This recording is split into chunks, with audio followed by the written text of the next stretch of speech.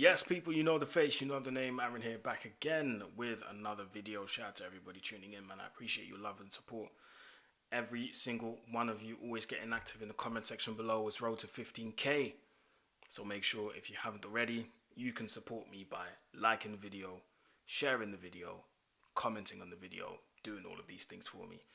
And yeah, we are here to talk about Manchester United, of course. Yesterday, I dropped a video early in the morning before I went to church and I couldn't believe it. Dan Ashworth left the club. Dan Ashworth has left what the club qualify as by mutual consent. Excuse me. But, you know, I've had a few conversations with people in group chats and whatnot, and the broad conclusion is, because remember, I gave you lot 3 reasons as to why Ashworth could have left the club. The first reason could have been personal stuff, so health-wise, family-wise, but that's been ruled out due to the stuff that I'm going to read out later.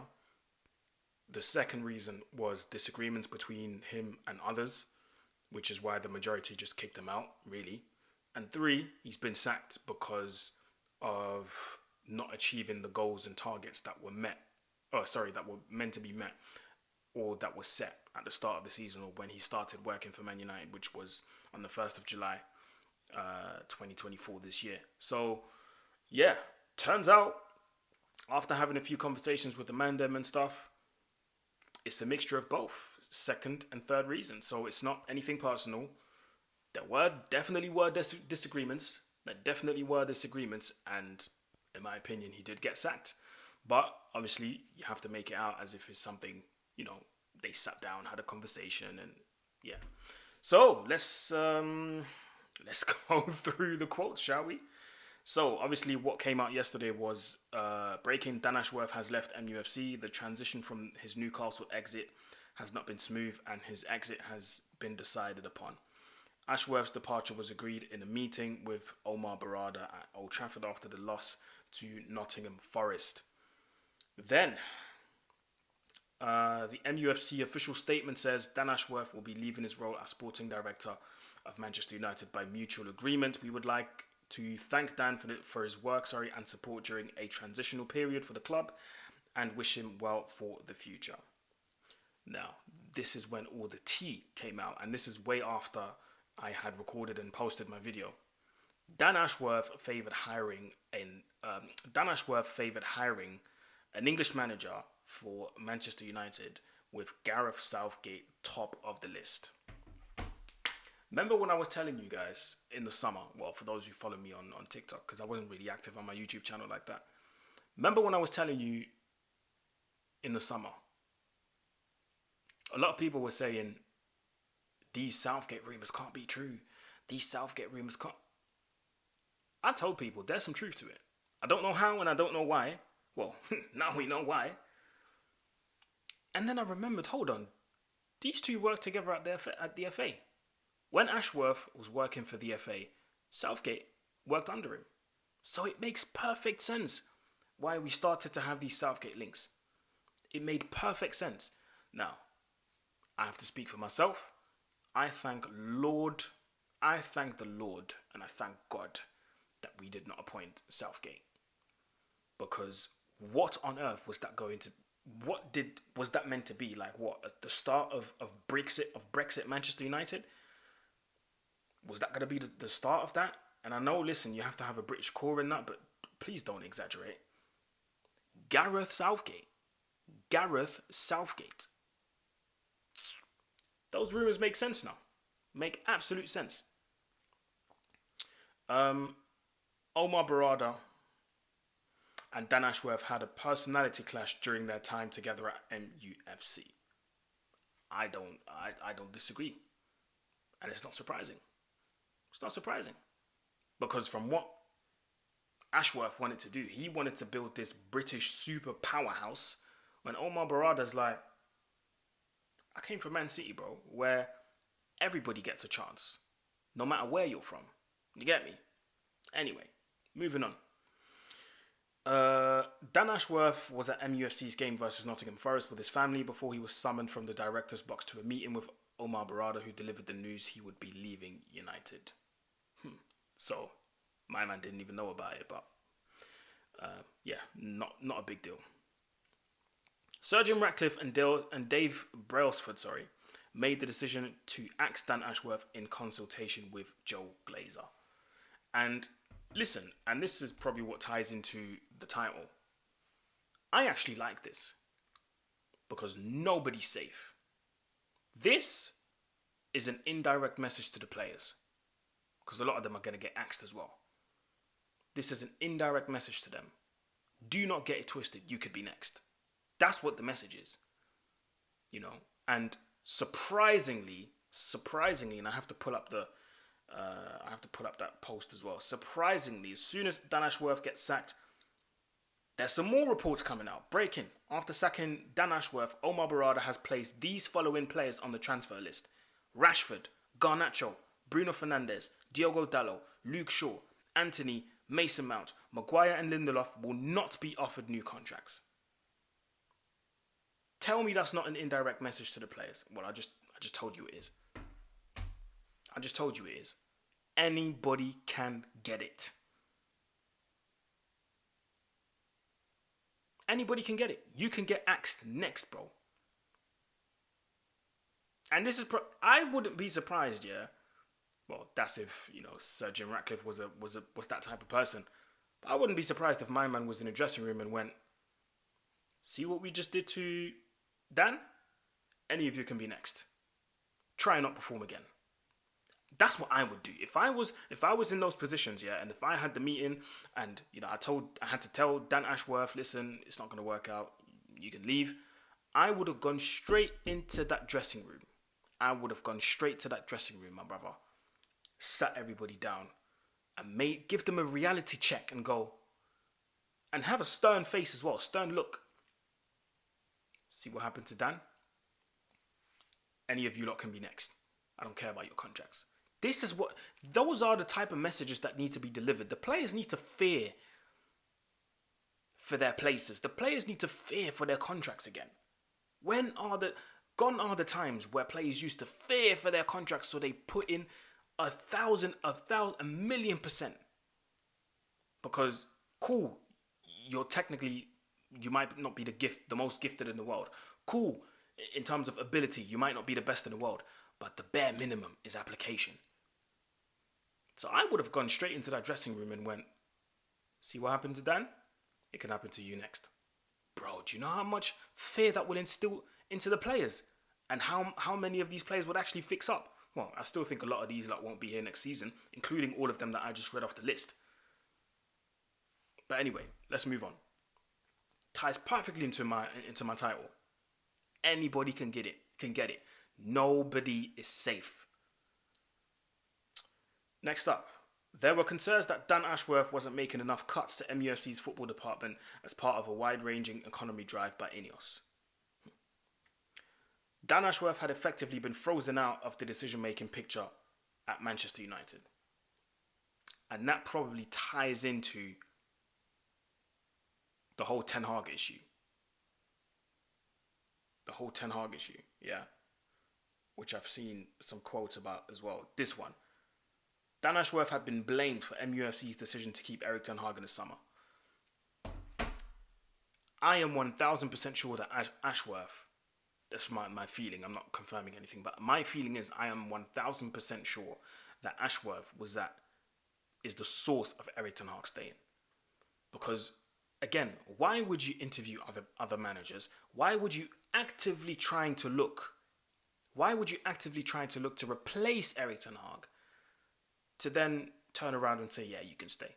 Because Ashworth was pushing for him. Dan Ashworth was pushing for Erik ten Hag to stay. But the start of the season was so bad that United had no other choice but to get rid of him. And this could have been avoided.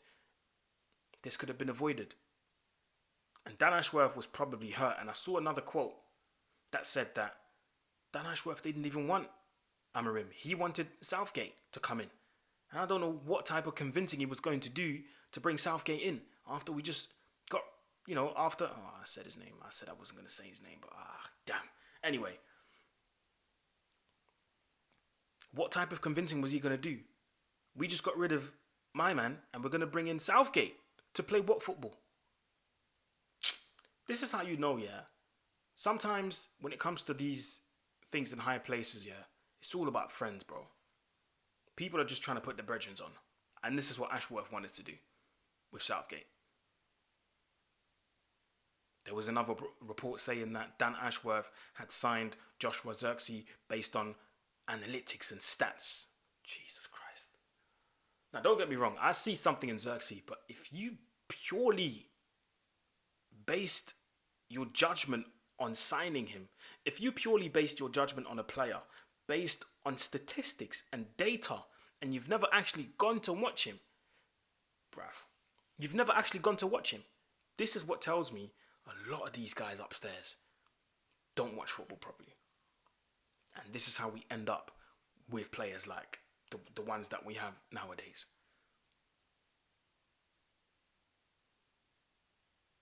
But I'm glad that this happened.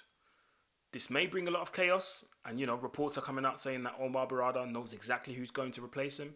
I've seen a name, the sporting director from Atletico Madrid. I've been saying it. When it comes to sporting directors, we need foreign brethren. We need foreign guys because they have an international scouting network. They have an international... Their phone book is filled with numbers from people from Europe, Asia, Southeast Asia, Eastern Asia, North America, Middle America, the Caribbeans, the islands, South America. Their phone book is filled with men from all over the world. These English dudes ain't got nothing but numbers but from people that live in the UK, and that's it. And if they got phone numbers from people that live in Europe, it's by coincidence, and it's very rare. Look at what Ashworth wanted to do. You were the sporting director of Manchester United. You were tasked with the mission to bring the club back to the top, which consisted of, okay, the previous manager's gone now, let's replace him with somebody competent. And the first name you thought of was Gareth Southgate.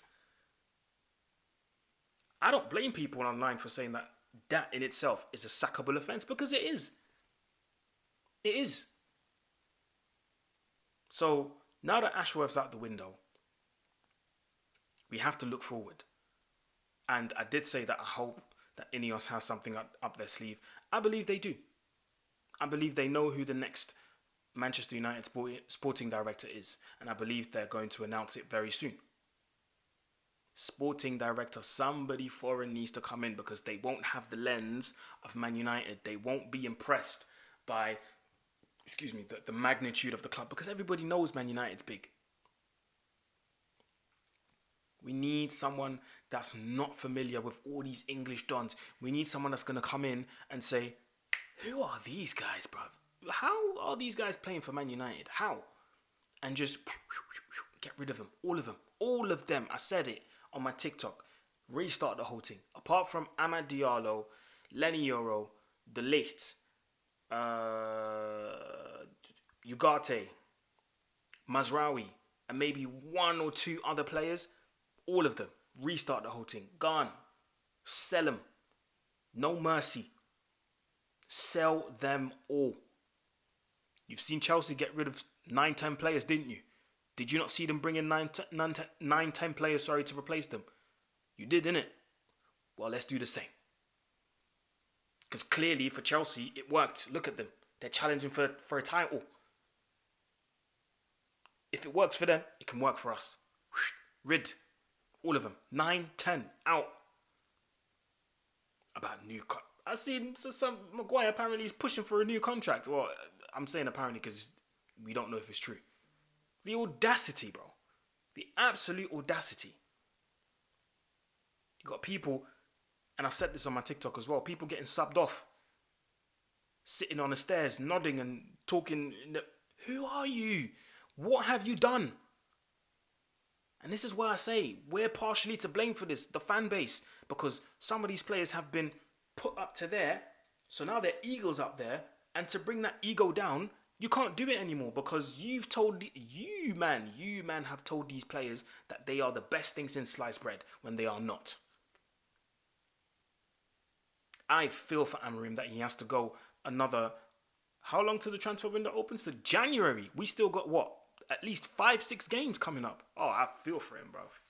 I feel for this guy that he has to watch 5-6 more games of this.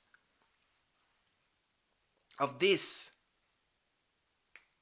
And this is all thanks to the previous manager that built this exceptionally horrible squad. The worst squad I've seen. Not even Ollie's squad was this bad. So, listen, nobody's safe, bruv, and I'm loving it. Nobody's safe, and I'm absolutely loving it. Anybody can get it. No mercy. See the way they axed Dan Ashworth? These players can be axed next, and I'm absolutely loving it. Because none of these players are going to survive. Remember I said it. This Amorim system, you either sink or you swim, and barely these men are going to sink. It's time for a rebuild for real this time. Some of these men have had 6 managers since they've been at the club, but I'm still hearing give them a chance. No improvement whatsoever. Some of these guys have been the same players since they started playing for this club till this day. Same players, same mistakes, nothing's changed, no improvement. But people get blinded because of GA. And then people pick that information up and then spread it on the internet. Such and such has got this more goals and this more assists than Saka, this more assists. And now in your mind, that means this person is better than Setman. Stats have ruined the game, man. But anyway, I'm absolutely loving the fact that Man United have acted really quick. It's not working out. On the side, off you go. No mercy. Anybody can get it. Anybody can get it. No one is safe. Listen, people, if you made it till the end of this video, please go in the comment section and type in anybody can get it. And that's my final word. Listen, shout out to everybody tuning in. I appreciate your love and support each and every single time, man. Have a lovely start to your week. God bless. Take care of yourself, and I'll see you soon.